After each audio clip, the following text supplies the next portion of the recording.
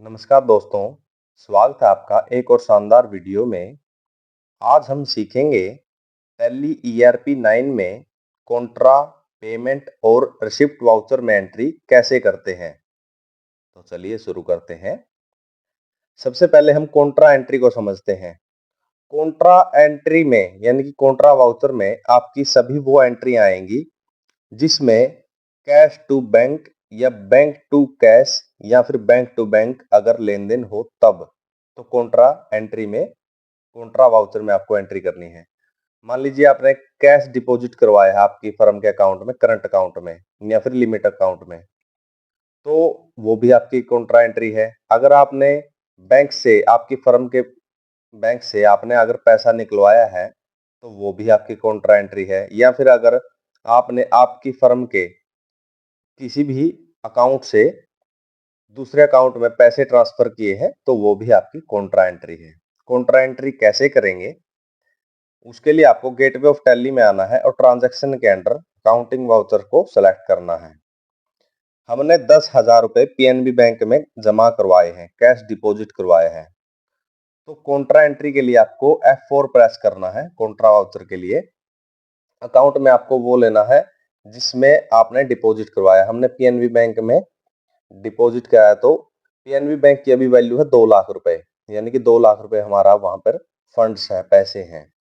और कैश हमने जमा करवाया 10,000 रुपए। अभी कैश की वैल्यू जो है 1,50,000 रुपए है। तो जैसे हम 10,000 की एंट्री करेंगे तो पीएनबी बैंक तो 10,000 रुपए से बढ़ गया, यानी कि उसमें तो बैलेंस बढ़ गया और कैश का जो बैलेंस है वो घट गया है।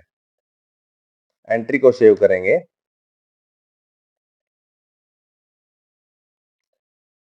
नेक्स्ट एंट्री हमारी funds transferred from PNB to HDFC 50,000 रुपए, यानी कि हमने पीएनबी से एचडीएफसी बैंक में 50,000 रुपए ट्रांसफर किए हैं। तो एचडीएफसी बैंक हमारा होगा डेबिट, ये हमारा एक लिमिट अकाउंट है, इसमें 80,000 रुपए क्रेडिट बैलेंस है। मतलब हमको एचडीएफसी बैंक के 80,000 रुपए फर्म ने देने हैं अभी, और पीएनबी बैंक से हमने ट्रांसफर किए हैं 50,000 रुपए। तो जैसे हम 50,000 की एंट्री करेंगे तो आप देख सकते हैं एचडीएफसी बैंक का जो बैलेंस है वो रह गया 30,000 रुपए। मतलब जो हमारी 80,000 रुपए देनदारी थी बैंक को वो 50,000 से कम हो गई है, यानी कि 80,000 से सीधी अब हमको देने हैं एचडीएफसी बैंक के 30,000 रुपए। और पीएनबी बैंक की भी वैल्यू जो है डाउन आ गई, यानी कि पीएनबी बैंक की वैल्यू जो है वो भी 50,000 रुपए से कम हो गई है। एंट्री को सेव करेंगे। हमने कैश निकलवाया है 20,000 रुपए एचडीएफसी बैंक से। हमारी जो लिमिट है उसमें 20 लाख रुपए की लिमिट है एचडीएफसी बैंक से, यानी कि हम 20 लाख रुपए तक एचडीएफसी बैंक के यूज कर सकते हैं। हमने कैश निकलवाया है, अकाउंट में आएगा कैश, जो चीज बढ़ रही है ना यानी कि आ रही है फर्म में, तो वो उसको आपको अकाउंट में लेना है, यानी कि डेबिट है। और एचडीएफसी बैंक को आपको क्रेडिट करना है पार्टिकुलर में 20,000 रुपए से। तो हमने जैसे ही 20,000 रुपए निकलवाए तो एचडीएफसी की लिमिट जो है 20,000 रुपए से बढ़ गई है, मतलब 30,000 से 50,000 हो गई है, और कैश भी जो बढ़ गया है फर्म में।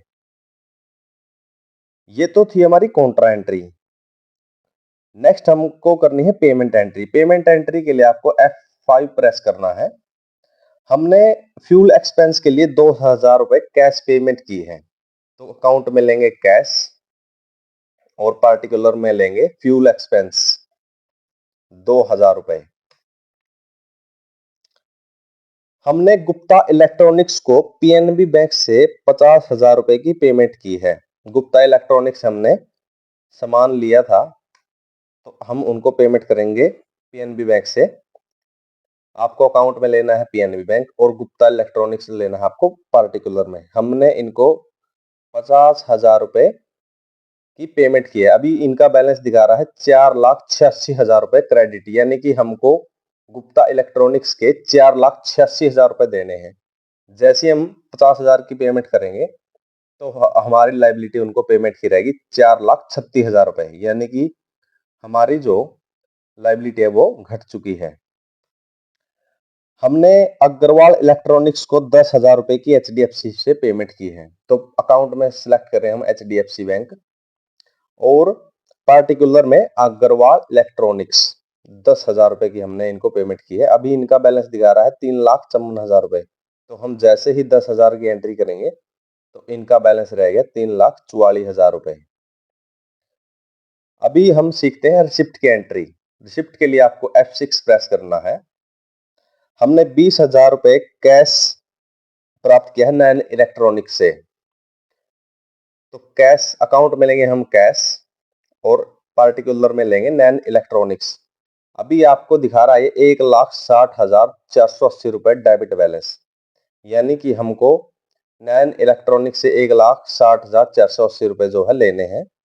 तो अभी उन्होंने हमको 20,000 रुपए दिए हैं, तो उनकी लायबिलिटी घट गई है 1,40,480 रुपए, यानी कि अब उन्होंने हमको 20,000 रुपए कैश की पेमेंट कर दी है। तो अभी हमको उनसे लेने रहेंगे 1,40,480 रुपए डेबिट बैलेंस। एंट्री को सेव करेंगे। नेक्स्ट हमने HDFC बैंक में कस्टमर से 10,000 रुपए प्राप्त किए, यानी कि HDFC बैंक में हमारा कोई कस्टमर था, तो उन्होंने हमको 10,000 रुपए की HDFC बैंक में पेमेंट की है। तो एंट्री को सेव करेंगे।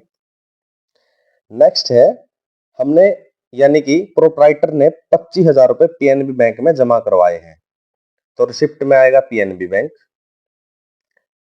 और पार्टिकुलर में आएगा प्रोप्राइटर, जो भी आपके प्रोप्राइटर हैं उन्होंने 25,000 रुपए फर्म में जमा करवाए हैं। अभी आप देख सकते हैं PNB बैंक का बैलेंस जो है 1,10,000 रुपए है। तो 25,000 रुपए जैसे ही प्रोप्राइटर ने करवाए तो उसका PNB बैंक का बैलेंस जो है 1,35,000 रुपए हो चुका है और प्रोप्राइटर के अभी फर्म को देने रह गए 25,000 रुपए, यानी कि लाइबिलिटी हो गई है फर्म के लिए। प्रोप्राइटर से उन्होंने पैसे लिए, इसका मतलब कैपिटल जो है वो प्रोप्राइटर की फर्म में बढ़ चुकी है 25,000 रुपए से। तो इस तरह से आप इजीली टैली ERP 9 में कॉन्ट्रा, पेमेंट और रिसिप्ट की एंट्री कर सकते हैं।